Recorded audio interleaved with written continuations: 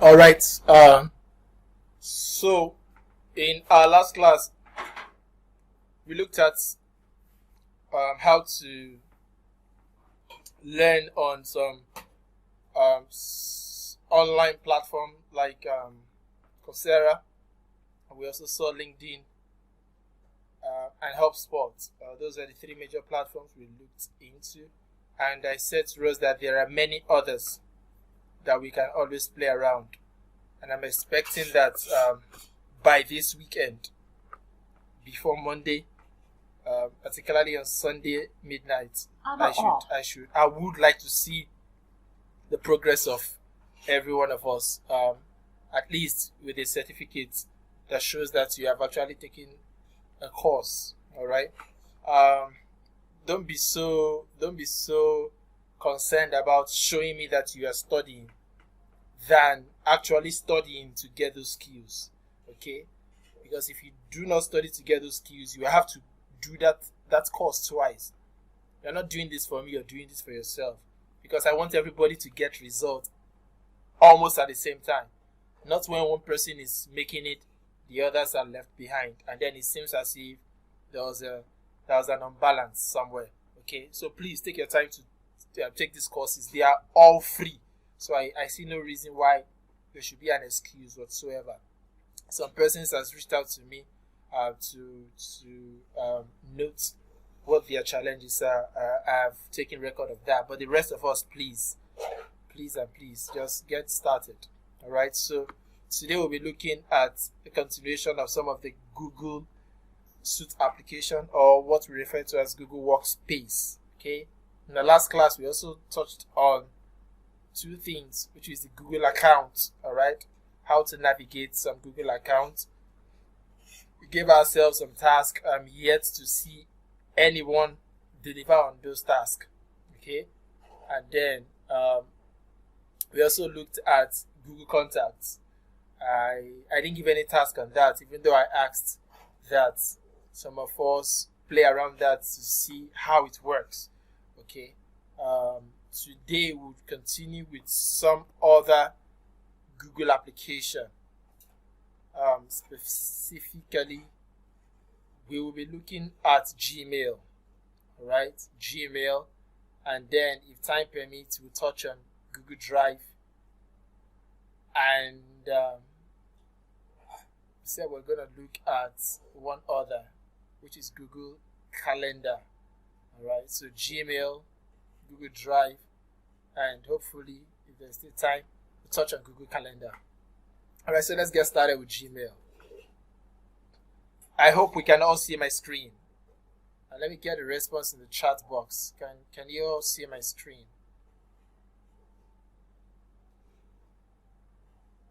I hope this is still recording. Okay. Can you hear me clearly, and can you see my screen? Yes, clearly, and I can see it. All right, thank you. All right. All right, let's. Thank you. Let's continue. We quickly look at Google Mail, otherwise known as Gmail. All right, so we are all open here, and we would move to the settings. Basically, this is the interface of Google Mail. All right, this is the Google Mail interface, and on this interface there are basically two columns. All right, the first column here is like the navigation column. Okay, of course this is on a PC. It will look a little different on your mobile. Okay, so anything we do here, just know that you can always download the application to access the mobile version. So on the mobile version, we would be seeing a different interface altogether. Not too different anyway, but on the mobile we will see just one interface, okay, which is like a compressed form of what we are seeing here. All right, so if you want to access this again, just log on to your web browser and set it up to web version, okay, you get something like this. Or your desktop mode, you get something like this. So over here is the menu option, okay, the main menu. When I click on it, it brings out this, and another click on it simply collapses that category. All right. So under the main menu, we have, of course, the Gmail logo here. We have the compose option here. On the mobile version, we'll see an icon close to the foot of the screen, which has compose written on it. So it basically serves the same. And of course, as the names of all these implies, that's basically what they do. Inbox, start, all right. Inbox simply means all your messages that drops into your private chat or your private mail, okay. All messages that drops into your private mail, that is your inbox. Your start messages are simply messages that you have identified as important to yourself, or very important, or something you want to revisit, or something you want to, you just give it a particular sign to show that it is of use or of high priority to you. And how to get these start messages, or how to get messages start, is simply by clicking on this star sign here. Okay, so I get a message, for instance, and I feel this message is very important for me. I simply star it. Okay, for future reference, you can see the color of the star has changed from black to gold. All right, so whenever I want to see all my starred message, I simply come over here, I click on start, and it will take me only, or show me only, messages. Okay, this column actually responds to these categories here. So if I click on start, it shows me only messages that I have starred, basically messages that I have starred. Just waiting for it to load. Okay, while that is processing, snooze here simply means, just as the name implies, you're trying to, I wouldn't want to use a different word that would make it lose the meaning, but it's mostly like, it's like trying to ignore the message for a while. Okay, so these are the start messages. You can see everything here as start. All right, so you don't want to get notification for a particular message. What do you do to the message? You snooze the message. All right, to snooze the message is simply to ignore notifications about the message. And how do you snooze the message? You can see the sign at the right hand side here. So take your mouse. This is what I said I don't want. I kept telling us join the class before I start the recording. Going back and forth distorts the recording, and I don't like it.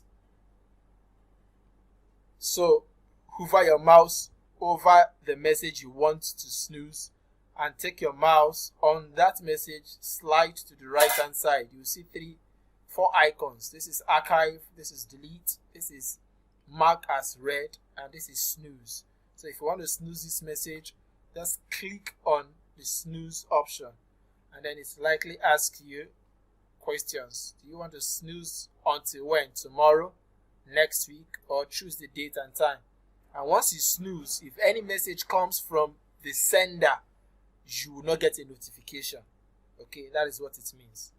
All right, so importance simply means, as the name implies, these are messages that you have marked for some reasons to be very high valued to you. And how do you mark a message as important? You simply look at the label symbol here. Just once you tick on this arrow sign here, it automatically marks the message as important. And when I click on important here, it shows me only messages that have been marked as important. As you can see in this case, messages here are all starred, but some are not marked as important. So you get the difference. So a message can be marked as important and not starred. A message can be marked as starred and not important. And a message can be marked as important and starred. It just depends on your choice of why you decided to do that. To mark it as a starred message or to mark it as an important message. Alright, so sent, as the name implies, all the mails you have sent. Alright, that is where you have them. Draft, the mails that you have started with but you did not finish with, automatically saves as a draft. Okay, you started composing a message, but somehow you got distracted the message saves in the draft message, so that you can go back to the draft message and continue to finish up with the message before you send it. So that's what draft is. Categories here simply brings us further down to some options that we have highlighted. I'll show us that in the settings where we can set this all up. Okay, so categories here simply means what you want to see when you open your inbox. Note these three: social, updates, forums, promotions, and so on and so forth. Okay, but you could find social and promotion under the inbox. Okay, when you open your inbox there, you see primary, you see social, you see promotion. Okay, so all these are something that we have to set up in our settings, which we'll be seeing in some minutes to come before they can show up. Okay, so these ones have numbers, these ones have numbers, these ones have numbers, and that is what we have here. Okay, because it has not been set up that this is what we want to see when we open this interface of our Gmail. All right, so further down we'll see personal. Personal message simply means messages that you have marked as personal. All right, and how do you mark a message as personal? You tick on the message. All right, when you tick on the message, you can see it has been ticked. Then you hover straight to this point where you have more. It's a more or move. I'm looking for move, not more. Mark as red, mark as important, remove star. Filter. You can always play around this at your own free time. Okay. Label. Okay. Move to. You can see this. When you click on move to, it gives you options. You want to move it to personal. So if I move this message to personal, it would move to this box, so that each time I want to see the message, I click on personal, I'll get the message back. So these are other options that you can move the messages to. Alright, you can move it to trash, spam, and the rest of it.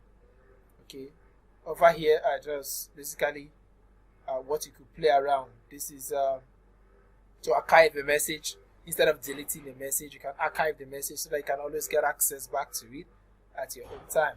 To report a message as spam, when you're getting unsolicited messages from people that you did not give your mail to, you can report them as spam so that you don't get messages from them anymore.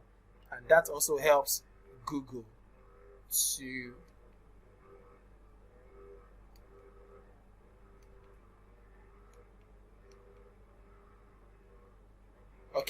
that also helps Google to archive that message as a spam message. Okay, and it helps them to coordinate their messaging properly as well. So trash, as the name implies, or delete, simply means to kick a message out of your inbox. Mark as red, we've touched on that. Snooze, we've touched on that. Add to task. Okay, this will be very important for some of us who might be working as email managers. Okay, add to task is the option you use when you have a task on a particular message. Okay, so you tick on the message and you add the message to a task that you are yet to attend to, something like that. All right, so other things here remain the same. That is there for that. When you click on more, you see other options further down. You can see charts, scheduled. If there are messages that you want to schedule, of course you can actually, just like on Facebook and the other social media platform, if you want to make a post and you're not ready to send a message for any reason, this is why Gmail is very good.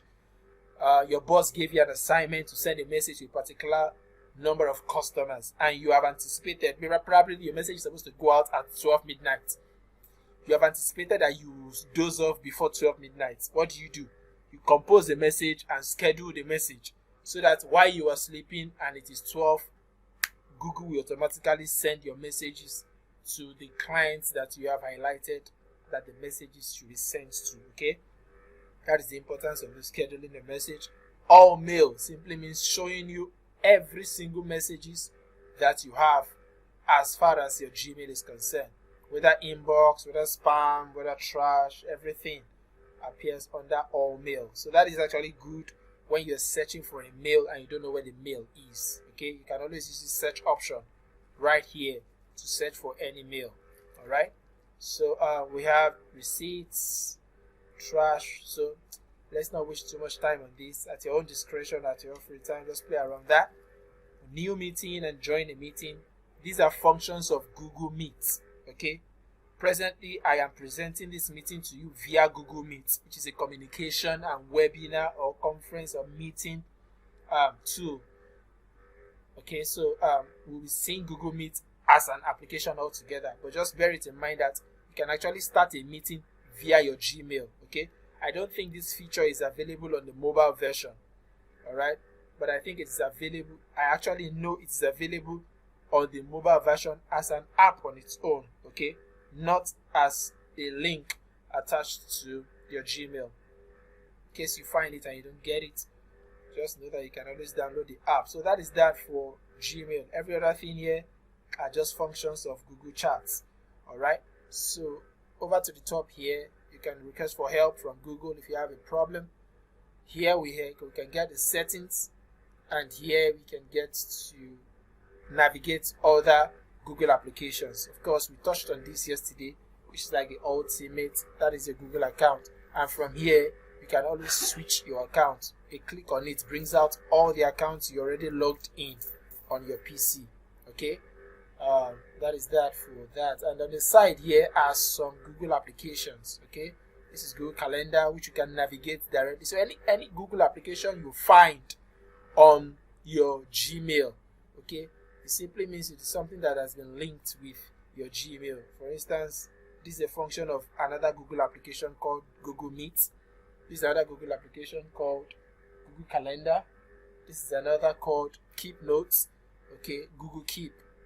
It's like a diary. For some of us that do journaling, you always want to write your experiences, your basically your experiences, how your day went, what's your experience while you're going out. Some of us just like to pen something down, and for one reason or the other, you can't remember going out with your pen and your paper. That is where Google Keep becomes very functional. The good thing about every Google product is that it automatically saves via the cloud, so you don't need to be going from one paper to another pen. As soon as you type it in, it's saved on the cloud, and then you can access it anytime via any phone or any PC, provided you are logged in. Okay, Google Contacts, we touched on this yesterday. We can always add more if we want more. So these are just add-ons that are attached to your Gmail. So the most important thing that I wanted to show us is on the settings. So we proceed to settings. All right, click on settings. We have quick settings, and we have see all settings. Okay, so we click on see all settings to gain access to what exactly we want to look out for. So this setting is what distinguishes an email manager from a regular Gmail user. All right, when it comes to setting, that is where a freelancer stands out from an ordinary person that just uses Gmail, because your boss at any time might want you to, play around some particular things on Gmail, and the settings is where you can get to set all that up. So that is why we want to quickly go through the settings and see what we have there. All right, so here we are. Right at the top of the settings, we'll find this category: general, label, inbox, account and import, filters, and blocked addresses. So I won't be touching on everything. Okay, so at your own free time, just go through the ones that I did not touch on, but I will touch on the most important ones that I feel from experience you will need to work effectively as an email manager. All right, so here we have the language. Of course, your language should be set to English, except if you have any other language that you speak other than English, and be sure to understand the language before you go tamper with the language settings, because if you change it to Spanish, everything here will change to Spanish, or Latin, or whatever language, or Chinese that you want to speak. All right. So your phone number, this is the default. Okay. You can change it to Nigeria if you wish to. Here, maximum page size. Okay. Remember when I was in settings, I should have showed us something, but I don't want to go back because I don't trust this network. When you go to when you go to the home page under inbox, you see all the messages, all my messages that are showing here. So this particular page size or maximum page size, excuse me please, this will be the last time that I will be going back and forth accepting people. Once it is 8 o'clock and I share the link out and you fail to join, you just wait for the recording. I won't allow you in again. So the number of messages that you can see at a time is what you get to set here. So if I set this to 10, it means I will only be able to see 10 inbox messages at a time. Okay, so if I set it to 50, it means if I click on inbox, I would only be able to see 50 inbox messages at a time. All right, and if I set it to 100, the same thing applies. However, the recommended is 50, because if you go to 100, it makes all of them very tiny. You might not be able to see anything. Okay, so undo. There's an action or a feature that enables you to undo what you have done, especially when you send a message or when you delete a message. Okay, if I send a message and I accidentally added an address that should not be added, okay, I have the feature to undo the sending of that message. To undo meaning to reverse sending the message, and this would work in the number of time that you have set here. In this case, I have set the undo action to 30 seconds. Okay, you can set to 5, whatever. So 30 is the maximum. And the same thing applies to delete. If you accidentally delete a message, you will see a prompt asking you undo the delete or undo the sending, whatever. So this is where you set how many seconds that you have to take action on that. Default reply behavior. Alright, how do you want to reply messages? You want to reply individually, or you want to reply all? Whichever way you set it up, your choice. Alright, hover action. Remember when I placed my mouse on a message and I was dragging the mouse towards the right to go and access zoom? That is what hover action is. Alright, if you don't enable this action, where is it? Hover. If you don't enable this action, it means you will not be able to have that feature on your mail. Send an archive, very simple. The way it applies is just how it is stated in the name. Okay, images. All right, allow display external images, or always display external images. This simply means if there is an image attached to a mail, a particular message, when you click on that message, okay, the image should automatically show a preview of that message, okay, before you even download it. All right, I don't know if some of you have encountered that. When you open your Gmail, for instance, you see a message that has a file attached to it. When you click on the message opens, but the image will not open, okay, except if you activate this or you click on it or enable it. When you enable it, the image, you will see a preview. A preview is like a thumbnail of the image. All right, like a section of the image that was used as an attachment. Okay, so you get to see it if you enable this. That is before you even click on download image. You already see a section of the image. Of course, your grammar should be on, spelling should be on, autocorrect should be on, smart compose should be on. As a freelancer who is into typing one thing or the other, it's expected that if you have a PC, even on your mobile, you should have Grammarly. Okay, there's an application called Grammarly. It helps you to check your spellings properly and even suggest some words to you. Okay, there's a free version and there's a paid version. So if your work aligns with any kind of writing, okay, whether you're writing an article or you're typing messages, you should have Grammarly on your phone. Very important, and it can cost you your job if you keep sending grammatically wrong messages. Your clients will just see you as, you would even see when we get to Upwork, you see some specifications, some job description will emphasize the level of English grammar that you should have, whether you're a native American speaker, an intermediate speaker. All these are really important parameters that these guys outside check before they even decide to work with you.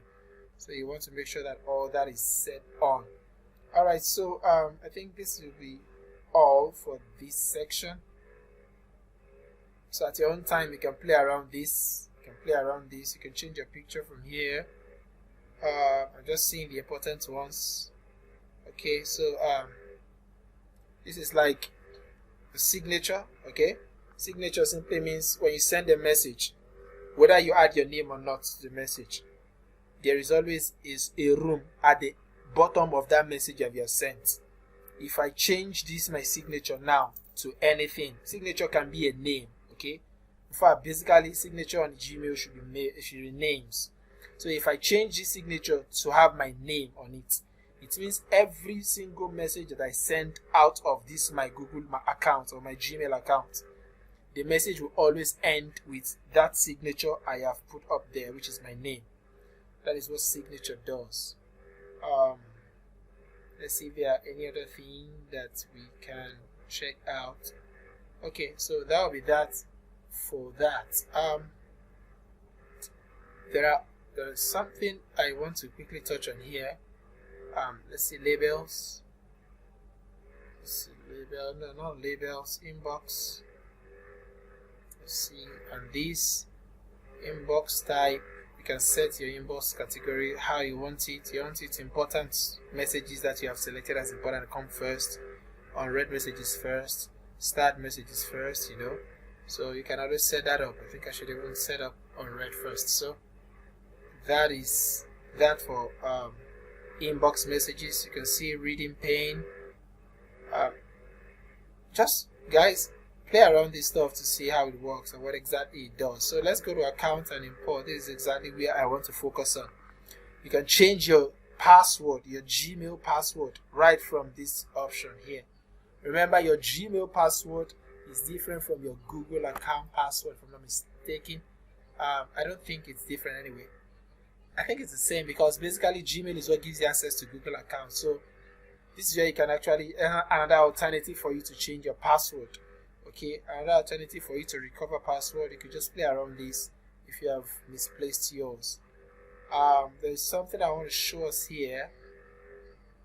Okay, so here your boss or your client might give you an access to via email.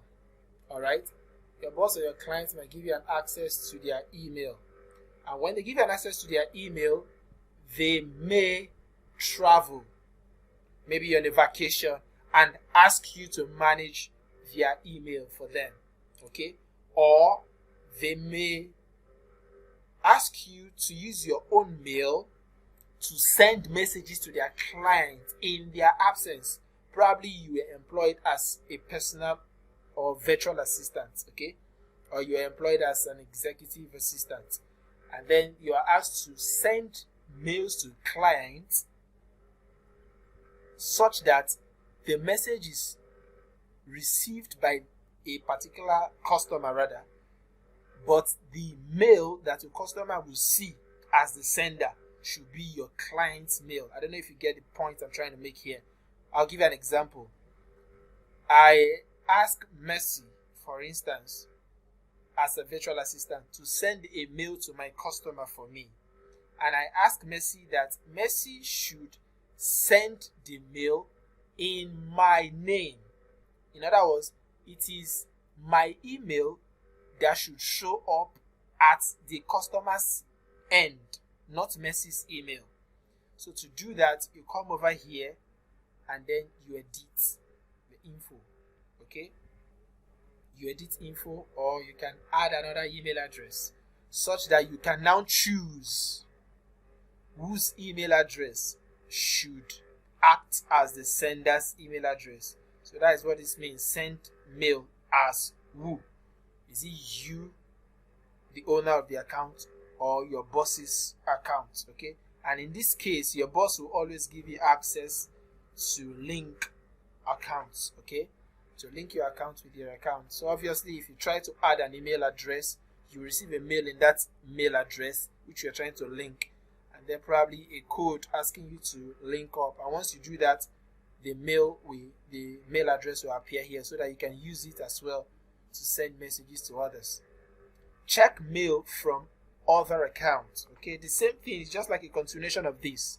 If you have already added a mail account, maybe your boss's email account, okay, to your account, you've linked it up. It means you don't necessarily need to have your boss's password before you can check his mail. You can just check his mail directly from your mailbox. Okay, that is what the feature does. You can check anybody's mail that you have linked to your own mail from your own mailbox. Grant access to your account. This is a very vital one.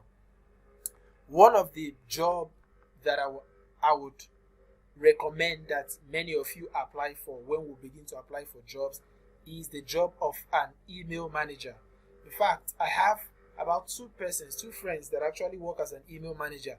How they got the job was that they met with a client, and the client told them that he has over 5,000 messages that are useless to him, and he was tired. You know, the way you delete Gmail, you have to tick and tick and tick and tick. When you finish ticking, then you click on delete. By the time you finish deleting that, another set of mail will come up. You start deleting one after the other. Okay, now this client said he has over 5,000 useless messages that he wants to delete, and he doesn't have the time. He's a busy person. So what does he do? He goes on Upwork or other freelance platform, looks for an email manager or a virtual assistant. Okay, when I say virtual assistant, that was the response I gave in the group. Virtual assistant can be any job description. It is not particularly tied to one job description. You can be a virtual assistant as a data entry person. You can be a virtual assistant as a social media manager. Okay, so the name virtual assistant is just the broader name. Okay, while it's like the mother umbrella, the parent's name. Why different skills can fall under that name. Okay, so a client asks that he wants those mails deleted, and the only way he could do that was to give access to his account. Of course, there are some confidential parameters, because remember I told us yesterday that anybody that has access to your Gmail, that is, knows your username, knows your password, the person automatically has access to all your Google accounts. Okay, both your market, your Google My Business, your Google Meet. In fact, the person can practically impersonate you, and if you have linked your credit card to your Gmail account or your Google account, the person can use up the money on your credit card because you have linked it up. So that is how dangerous giving out your username and password can be on Google. In fact, with your Gmail, somebody can hack your Facebook account, can hack your Instagram account. So that's how powerful Gmail can be.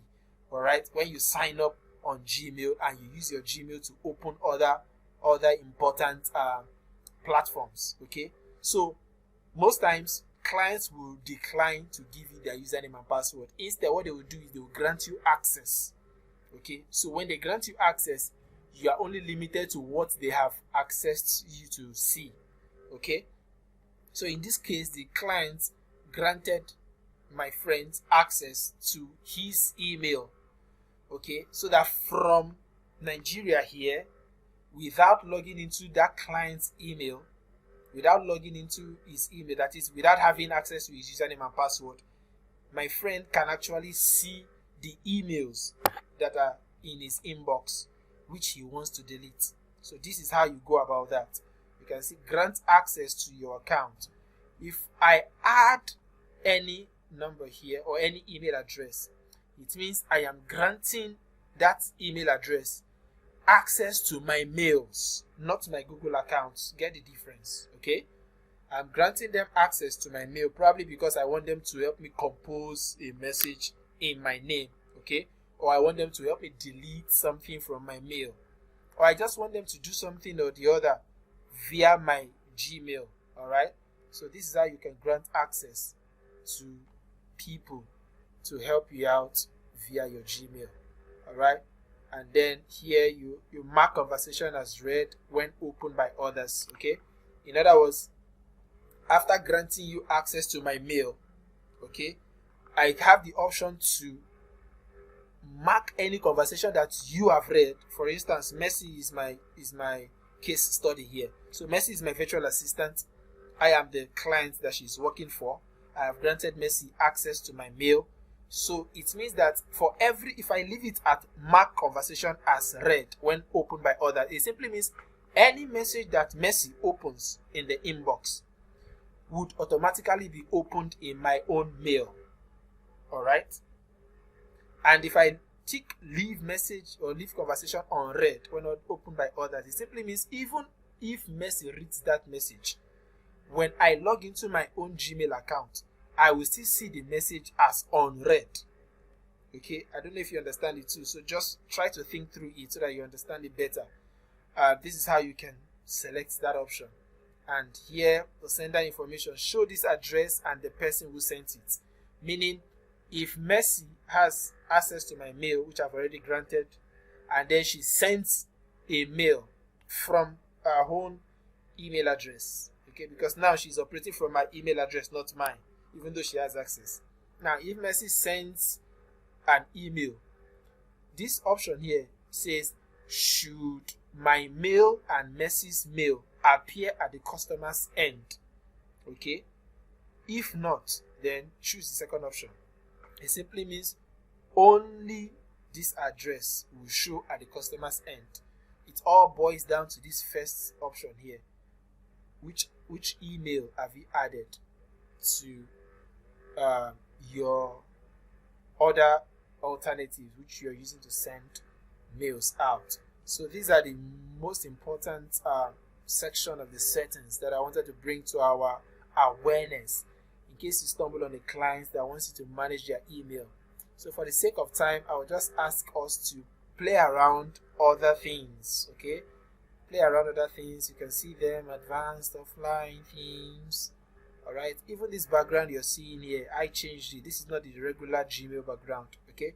So remember I told you, as a freelancer, you never stop learning, okay?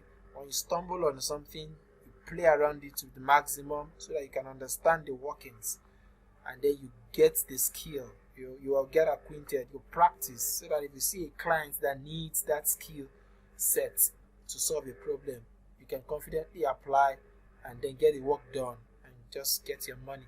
That's basically what this whole freelance is all about. So that is that for Gmail, all right? And other places you will get to see where you can set up all these, but time will not permit us. So at your own free time, like I said, play around things to see what you can get out of it. Let's quickly go through Google Drive. So I click on Google Drive. Google Drive is like your memory card, but this time around it's on the internet. It's not a memory card you can touch. It is like a flash drive as well. It is not a flash drive you can touch. Okay? Google Drive is simply a storage space which Google has offered to all Google users, okay, all Gmail users. And the free version of Google Drive limits you to 15 gig. You can see it here. It limits you to 15 gigabytes of storage. Of course, you can increase it when you pay for the subscription. You can increase it to as many as 10 terabytes, 1 terabyte, whatever, your choice. Remember I told us yesterday that Google Workspace is a paid product, even though you have access to some free version of the product. But if you want to actually use the Google Workspace, as the name implies, it means you are actually using the paid version of Google product. So once you pay, you can see here it says buy storage, and you can actually buy if you want to increase the size of storage use that you want. All right, so this is basically your Google Drive. For some of us who don't even know, anything you save on your say your contacts, your Google contacts, whatever you save on your Google document, your Google slide, your Google Keep, and so many other things like that. All those things that when you save it on Google, you can automatically access it via any means, whether your phone, whether your laptop, or whether a friend's phone and a friend's laptop. Okay, anything that's stored that you are able to save on Google is automatically saved to your Google Drive, whether you know it or not. Know it today. Okay, and that is why you can see this is the presentation that I am using to teach all of us here. This is it here. Okay, it's actually saved on my Google Drive, even though it was created with Google Slide. It was created with this, which is a Google product. Okay, but it is automatically saved on the Google Drive. That is why and funny enough, I actually created this on, I think I created it on my laptop. I did some editing on my phone, and every editing I made automatically reflects here. Okay, because it is an automatic saved document, or automatically saved document. Okay, anything you do is automatically saved. So just bear that in mind. Now, that said, Google Drive has so many functions, and like I said, you don't want to exhaust these, because the more you save, the less the space you have to use. So first and first, you want to save something on your Google Drive intentionally now, not just saving it accidentally, because many of you don't know about this. I agree. Many of you have been saving things, even your photos. If you remember, you see something like this. You see something like this on your Android, and then you wonder, a photo that you have taken with your first phone, that the first phone you ever used, the photo is still showing on your new phone of today. How come? This is the magic. Okay, the moment the photo was synchronized on your photos, it automatically saved into your Google Drive, so that once you buy another phone, just like I showed us with Google Contacts, some days back, once you buy another phone and you log into your Gmail, it automatically synchronizes your photo, and what that does is it brings back all the photo that has been saved in your Google Drive. Okay, so that is the magic that you have been seeing that some of us don't know about. So now, if you want to deliberately save something on your Google Drive, and lest I forget, you can actually download Google Drive on your phone if you don't have it. Okay, it's free. Once you have a Gmail, you already have access to it. So to save anything on it, simply click on New. Once you click on New, you have options. You can actually use it via your phone or via your laptop. So if you want to save a folder, an entire folder that contains some files inside it, you want to save an entire folder from your phone or from your laptop, click on Folder. It will automatically open folders on your phone or folders on your laptop, and then you select which folder you want to save. Alright? The same thing with File. If it is a file you want to upload, then click on File, and then the files on your phone will automatically be opened, or on your PC will automatically be opened. So you locate where the file is, and then you upload it. Okay, so that anytime, any day, whether you travel out of the country, once you get a phone or you get a laptop, you can always come back to your Google Drive and then get access to that file or that folder. Alright, so this is folder upload, file upload. You want to upload a Google document that is something like this, which I'll be showing us how to use. Google Document almost serves the same function. In fact, it serves the same function with just a little bit of difference with what we know as Microsoft Word. Okay, that Microsoft Word you use in typing on your computer is the same function as Google Document. Excel Sheets works the same way as Google Sheets, even though the what do I call it? The method of usage might be different, okay, but it basically does the same thing. Google Slide works the same way as Microsoft PowerPoint. Okay, Microsoft PowerPoint. Google Forms works the same way as Microsoft Forms, and so on and so forth. So if you have anything around this to save, you can just click on it, and then Google will automatically open only Google documents on your phone. If it is a Google Sheet you want to save, once you click on it, it automatically opens only the Google Sheets on your phone, and so on. Alright, so that is how you can save files on your PC and on your phone. Now, on your phone, mind you, on your phone, if you try to save a file, it might not save. The reason is because when you if you navigate to the settings of your phone, click on settings, you will find that there is an option that is limiting your file from uploading, and that option is because you have set your phone to only upload file to Google Drive when you are on Wi-Fi mode alone. That is like an automatic settings. Okay, so you have to go to your settings. I don't think I will see that settings here because I'm not on mobile. I think that settings is only on mobile version. You can check it out later. Okay, so if you go to your settings, you will find it there that you can't upload products or files rather, or folders into your Google Drive, because the settings, the original settings that comes with Gmail or Google Drive rather, is that your files or your folder, when you use Google Drive, should only upload, because it consumes data. All right, so your file only uploads when you are connected, on your phone is connected to a Wi-Fi. Okay, so if you want to upload a file or a folder intentionally, you want it to upload as soon as you click on upload, you have to go to your settings and choose that settings that reads that your file should upload also over a mobile subscription. Okay, so once you change that settings, you can then freely begin to upload files, whether you have it over mobile or whether you have it over Wi-Fi.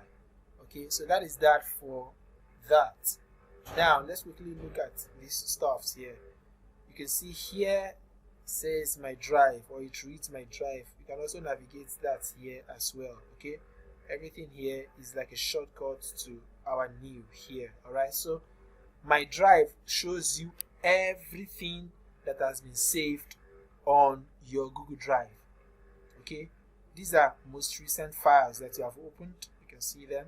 You already see them at the top, and going down, you first see all the folders that you have saved, all the folders you have saved, and when folders are finished, you can see files that you have saved. And when I say files, you can actually save music, you can save PDF document, Word document, any file at all can be saved, even videos. Okay, videos can be saved on your Google Drive. So that is that for Drive. The next thing you want to see is computers. Okay, computers basically shows us if you have synchronized a computer to your Google Drive. Okay, as you can see the name here, to synchronize folders on your computer with Google Drive, install backup and synchronize on your computer. All right, I think this is actually supposed to be a paid service, because if you try to synchronize, it will automatically carry all the files on your computer and upload it online. Okay, so this is usually best if you have enough data to consume, one, and if you probably want to format your system. Okay, and you don't have a hard disk to use, so you can back up your files on Google Drive. Of course, you need to have more than 15 gig to do that if your file is more than 15 gig. So back up your file, format the system, and then you can download everything back. All right, how do you download, you ask me? Go to the file, and then once you click on the file, can everybody still hear me? It seems that I lost network. Can everybody still hear me? Yes. Okay, thank you. Yes, we can. All right, so once you Once you click on the file, you will see the option to download the file. But I don't want to go through that process now. Let's just see. For instance, I click on this. I click on, no, I don't want to do this. These are paid courses. So for instance, I click, let me look for something to open so that you can see how to download. On your phone, you will see a download option, okay, which is quite different from your PC. So let's say I want to download this document. Let's look for a document to download. Okay, let's say, wow, let me go back. Let's say I want to download this document. Okay, I want to download this document. You see, once I highlight the document, I have options showing up here. So I can share the link to the document if I want. If I want to share the link, just click on share link or get link, and then this pops up here. Okay, so you can either send the link to the client's email, or whosoever's email you want to send it to. I just copy the link here. Who is that person? Please, who is that person? Mute your mic. Who is Shemaria? I'll destroy my class, please. So you can either copy the link here, okay, and then you send it to the person. And mind you, that takes me to another thing that we need to understand. Google Drive goes with access. When I mean access, it means there is a level of permission that you give to people to access your mails or your documents rather. Okay. Now, these are usually the three major access that you can give. Okay, it's not here. When you see it as we proceed, you can give an access as an editor. I think that should be under documents anyway. Let's just stay with this one for now. So this can be restricted. When this is restricted, it means even when you send this link to somebody, the person will still not be able to access this file that you want them to access.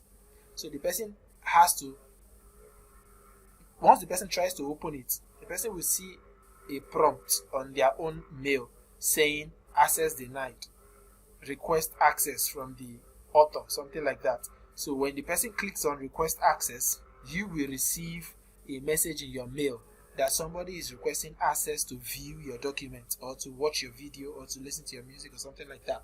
Okay, it is that way because you have not granted access. You can see the name here, restricted. Okay, so only people added can open with this link.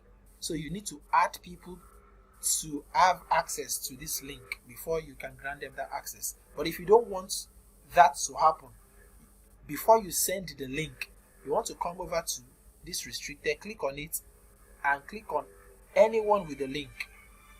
Once you click on anyone with the link, what it does is it automatically gives access to anybody that has this link. Anybody that sees the link at all will be able to either view the link or view the document, okay, or the person will be able to comment on the document, or the person will be able to edit the document. This is the highest access or permission you can give to anybody. So you want to be very careful before you give this permission to anyone, because the person who is an editor can actually delete the document. Okay, so usually if you want the person to only be able to see the document and not do anything, viewer is okay. If you want the person to probably read the document and probably share some or make some corrections, okay, not necessarily on the document, but drop some comments based on what he or she has read, commenter is okay. Otherwise, if you want the person to edit the document for you, delete some things and retype some things, editor is the access you give. All right, so now that you have changed the access, if you copy this link and share with anybody, whoever has the link will automatically gain access without having to send you email again that you should grant them access. Okay, and once you are done, you can click on done. So in my case, I will leave it on restricted because I'm not sharing with anybody, and then I'm done with that. You can also share here This is where you can share. Okay, so if you don't want to go through this, you can go through that. Sorry, excuse me. If you don't want to go through this, you can go through that. So this one is simply when you want to share this document as a mail to somebody. Okay, so you simply type the person's email address. You can see emails popping up. You simply type the person's email address, and then you choose what kind of restriction you want to give to the person. Okay, so this is also restricted, you can see that, but in this case you have to click down here because there's nothing like a drop down to click here. So you click on change to anyone with the link. Once you change to anyone with the link, you now have access to this. You can then change to viewer, commenter, or whatever. Alright, so that is that for that. You can also go around playing around with the link settings, but I don't want to do that now. So you can also preview what document you are sending, okay, or you don't have intention of sending it, you just want to read it maybe or go through it without downloading it. Just highlight it and click on preview. It automatically opens the document. You can also delete the document, or you head over to this place to see other options where you can download the document. Okay, you can open the document with what? This option. You can show the file location if you want to know where the file is saved. Okay, you can add shortcut, you can move. Alright, so you can continue, but this is where I want to drop down. Okay, download. If you want to download the document, this is where you go to. So anything that you want to download, highlight it, go to these three options, these three dots here, scroll down to download, and it automatically begins to download to your PC or to your phone. So that is that for that. Now there are also some files that somebody can share with you. Okay, for instance, just like I showed us, I can decide to share this document to somebody. Okay, once I click on this, I put in the person's email address. Okay, once I click on the person's email address, the person receives a message. Now when the person opens this message, the document automatically saves to the person's drive if the person refuses to delete it. The document will save to the person's drive, but where the person will see it, because it is not the person who is the original author, the receiver of the message which you have shared, or the receiver of the file which you have shared, does not belong to that receiver. I mean, the file rather which you have shared out does not belong to the receiver of the file. For instance, I share a file with Osinachi. Osinachi is not the owner of this file. I own the file. So when Osinachi opens his own Google Drive, he will not see the document in his drive where it says my drive. Instead, where Osinachi will see this document is here, shared with me. Why? Because the document was actually shared with him by another person. Okay, so this is where you find all the document that has been shared with you by another Google user. Okay, so basically here is where you find everything, and you can always play around it, just like I showed you something. You want to download it, if the person that's giving you access to download, you'll be able to do all that. So that is that for that. And other ones, just as the name implies, these are the recent messages or the recent files you have opened. These are starred messages, messages that you starred. These are messages you have deleted. Okay, and so that is that for that Google Drive. You can always come up here to search for messages if you know the name of the file you're looking for. Alright, so that is that. Lastly, we proceed to Google Meet. Okay, Google Meet. Sorry, we are not touching Google Calendar today. Let's look at Google Meet and then we'll call it a night. Alright, so Google Meet, I said, is the platform that I am presently using to teach. Okay, it is a conferencing tool, it is a webinar tool, it's a teaching tool. Alright, but basically it's a tool that enables people from different places who are separated by distance, okay, to converge online and hold a meeting just like we are doing. So you can use it for different things: meeting, conferences, teaching, webinars, or whatever. Okay, there is a paid version and there is a free version. The free version is what I'm using with you now. Okay, the paid version has more more features, like you can record a meeting, you can save your recordings and all that. The free version doesn't have that, and that is why I am using a third-party application to record the meeting for us, so that we can always have access to it anytime. Okay, but if I were to be using the paid version, I don't need the third-party application. I'll just simply click on record option, and then the meeting begins to record on its own, just like Zoom. We'll be seeing Zoom in some time to come. So how do we use Google Meeting or Google Meet?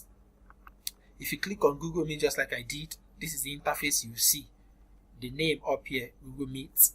You see the time according to your time zone that you have set up on Google when you are signing up. All these are just not so relevant except you want to play around there. If you have a code or a link, okay, if you have a code or a link, for instance, you saw the code, the meeting link that I shared with us in the WhatsApp group. So if you were to be on your computer already when you got that link, all you needed to have done is copy the link, open Google Meet, come here, paste the link, and then click on join. It will automatically take you into this present meeting that we are hosting. Okay, that is for those who want to join a meeting. The alternative is what you all did. The alternative is simply click on the link. It automatically takes you over to the meeting if you have a Google Meeting installed on your phone. Okay, but if it is on your PC, you don't need to install it. I already showed you where you can get it on your PC. Alright, so however, if you are the one who wants to create a meeting, okay, you click on new meeting, and then you have an option. You can either create a meeting for later. In this case, you are scheduling a meeting because you are not hosting the meeting immediately. Okay, so once you click on that, you begin to fill in the date, the time, who you want to invite for the meeting. This basically just links you to your calendar, which will be seen probably in the next class that will be hosting by Monday. Alright, so this is used to schedule a meeting on Google, and you can use it to add people. Or okay, let's just look at how it works.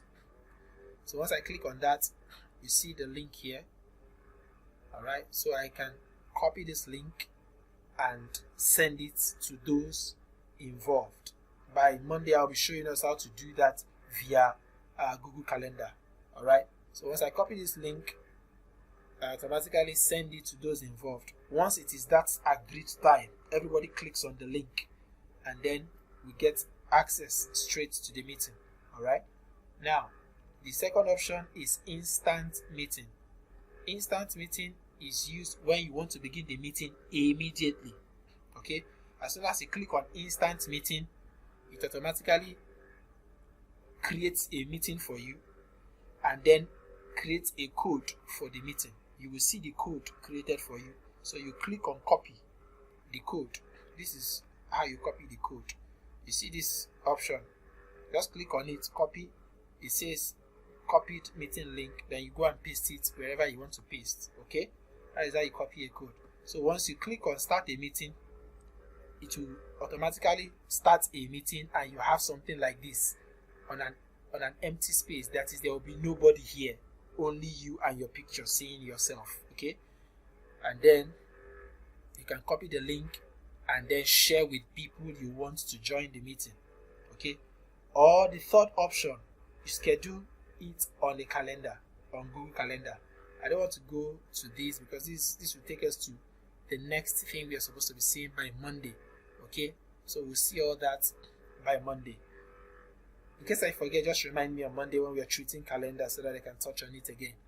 So this is the three options you have to schedule a meeting on Google. So now when the meeting has been scheduled, what do? We have this interface like this. All right, when we have this interface like this, is not the interface you will see, mind you, but because I am presenting, that is why you're seeing this interface. Now the interface you'll be seeing is just a plain interface, and then below here you see some icons. All right, this icon here is the microphone icon. If it is muted, you will not hear you will not be able to speak to the people in the meeting. And when it is muted, it changes to color red with a strike across it. All right, so you want to be sure that it is always unmuted when you are the one doing the speaking. If not, always mute yourself via this mic. And I think it is the same thing on your phone as well. Now, if you want to show yourself on the video, you can click on this to see the video. That is, you're basically presenting with a video, your camera on, just like some of you were doing at the beginning before I asked you to turn it off so that we could have a smaller size of the recording. So that is that. I think this is basically for paid version. If you click on this, it basically gives you captions as you're speaking for those who have hearing problem or something like that. They could be reading what you are saying. Okay, now this is where you present from. Once you click on this, it asks you to present a meeting. Okay, I don't want to do that because if I touch on that now, it will distort everything you're doing. Okay, but when you click on this option here is the presentation option. When you click on it, it will ask you to present a meeting and then to give you different options. It will ask you, do you want to present your entire screen? All of them will be in a big box like this. You will see entire screen. You see the name of a particular tab. Maybe your Gmail is open, so you see your Gmail tab. Maybe your Coursera tab is open, you see Coursera tab. You see all manner of tabs open. Okay, and then you see entire screen first. Now this is the option you use to decide which screen of your PC or your phone you want people to see. So when I say share your screen, via Google Meeting, it simply means come over to this screen sharing option here, click on it, and then you will see the options available. You tick the options that you want. Usually I recommend that you only share the portion of the screen you want people to see. Okay, in my case, I didn't mind sharing my entire screen. That is why you're seeing all the things I am doing on my screen. If I were to have chosen just one tablet or one tab of my screen, it is only that tab that you'll be seeing. But because I am navigating different parts of my screen, okay, and if I had chosen just one tab, you will not be able to see other parts that I am navigating when I begin to navigate them. Okay, so that is why I chose entire screen. Okay, so when you choose entire screen, whoever you are presenting to will be able to see everything you're doing. Even if you minimize your screen, the person will see it. If you open a secret thing on your screen, the person will see it. So you want to be sure of the exact screen you want to show as a presentation. Okay, so here is where we have more options. Here we can use a whiteboard. That's another function of its own. You can change the layout. You can use a full screen. I'm not using a full screen presently. Apply visual effects. Just play around stuff like this, okay? Settings and the rest of them. Excuse me. And then if I want to end this meeting, I can always click on this and the meeting will be over. Okay? Now when I'm done presenting, I will still return here and click on stop presenting. Okay? Once I click on it, you will get a prompt asking you to stop the presentation. Alright? And then you can click on stop. Everybody stops seeing what you're showing them. Alright? Now, there's something I need to mention before I head over to the other side. Once you create a meeting, if it is an instant meeting you created, you have to accept or admit people. Okay? Many of you have seen severally when I keep clicking on admit. Alright? That's because you created an instant meeting. So anybody that is joining the meeting, you as the admin or you as the host of the meeting, you have to accept the person. And it is actually good that way, except when their disadvantage is when they are over 1,000 or maybe when they are many. You have to start accepting them one after the other. Alright? I think for the paid version, there is a way around that where you can just automatically accept people coming in. But another thing you need to know is anybody you have accepted or you have admitted into the meeting and the person leaves the meeting, the person can still join the meeting without you admitting them again. That is the feature of Google Meeting. Okay, so your admittance is just once. Once you admit the person once, the person can leave 20 times and still come back 20 times without you needing to admit them again. Okay, but if I kick you out from a meeting, you can never join that meeting again, except I add you back to the meeting. Okay, which is even usually difficult.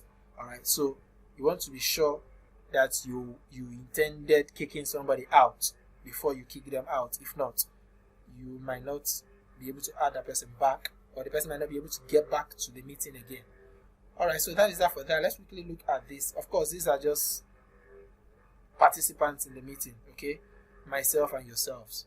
All right, so over here we have meeting details. If I click on it, I will see everything about the meeting. This is another place you can come to copy the link of the meeting if you have missed the link before. Over here you will see all participants. Okay, if I click on it, I will see everybody that is in the meeting. You can see the reason why I've been complaining. Out of over 30 of us, these are the number of people in the meeting. So you can see the rate of unseriousness that is being condoned here. Anyway, from next week we'll start evicting people. So from here you can mute everybody that has joined, okay, but you may not be able to unmute them. You may not, but they only have the option to unmute themselves. But I think on the paid version you might be able to do that.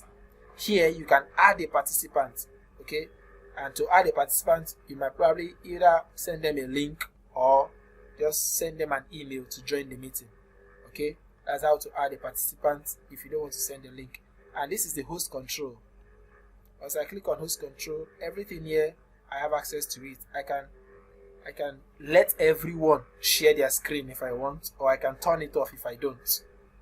If I turn it off, it simply means I'll be the only one to share my screen and nobody else. But I can leave that on. Do I want everybody to be sending messages via chat? I can turn that on. Do I want everybody to be able to turn on their microphone, or just don't allow anybody to turn on microphone? You can see that. So nobody will be able to speak again in this meeting except I turn it on. So further down you could just play around the host settings to see how it works. Okay, if I want to kick somebody out of the meeting, I just come over here and then the option to kick out, remove from the call. Okay, if I choose this, the person automatically leaves the meeting. I will not be able to access the meeting again except I add them back here. Of course, this is where you read all the chats that has been sent into the meeting. Okay, everything that has been sent into the meeting, you find them right here.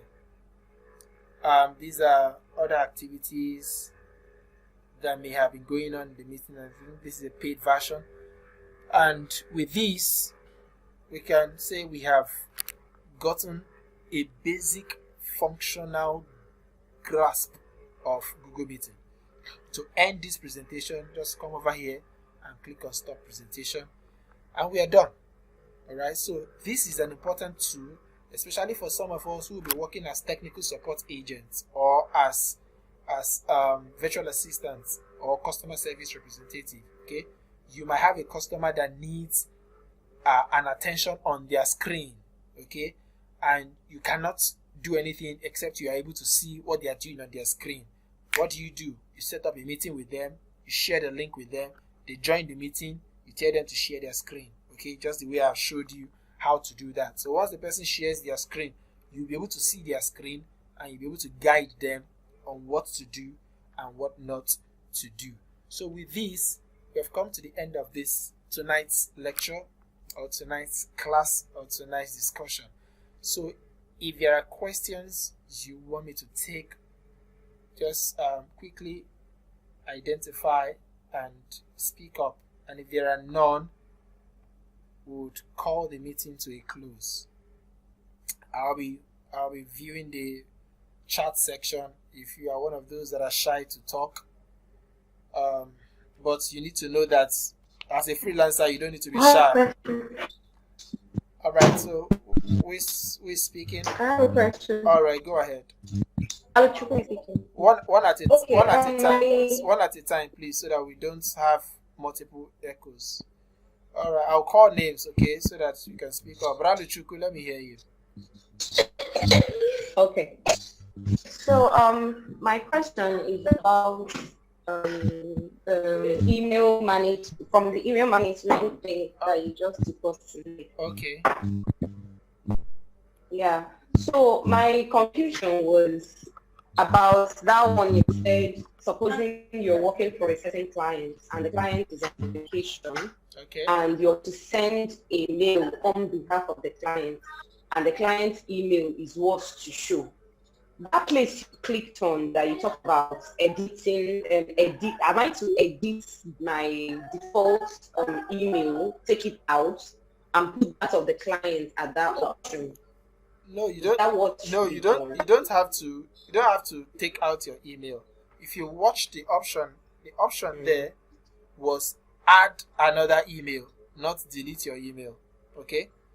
If you want to change, there's also an option there that says edit on your own email. Yes, so edit. Yeah, so that if you want to change your own email, then you can edit, but you can also add an email. Okay, so I think add another email works better than edit. You add another email, then yes. Okay, you add another email, then the email you just added, you click on it or something. Yes. That's what it should be showing up as. Okay. Yeah. Okay. Thank you. But I would also advise, or I would recommend that if you intend working as an email manager on your LinkedIn, check out courses on email management so that you can get more knowledge on that. That knowledge. Thank you very much. Yeah, you're welcome. Mariam, you have something to say? You can unmute yourself. I don't have any question for now. Okay. Any other person? Do we have any other question before we call it a night? Ayadioha, Assumpta, Susan Gabriel, Chimiri. Any question? I'll take your silence for no. Alright, so with this, we have come to the end of our class tonight. Thank you very much for joining us. Please do your tasks, okay? Alright, Susan, I got that. Do your task. Alright. Assumpta, I got your response. So please do your task. I really want to see what you guys are doing by Sunday night, okay? So because I'll start kicking people out by Monday if you are not active on this learning platform. Alright. I don't know if I left you with any assignments, but other than that, I would say just play around everything that you have learned today so that it does not leave you. Until then, see you at the other side and have a good night rest. So you too, sir. Alright, good night. Good night.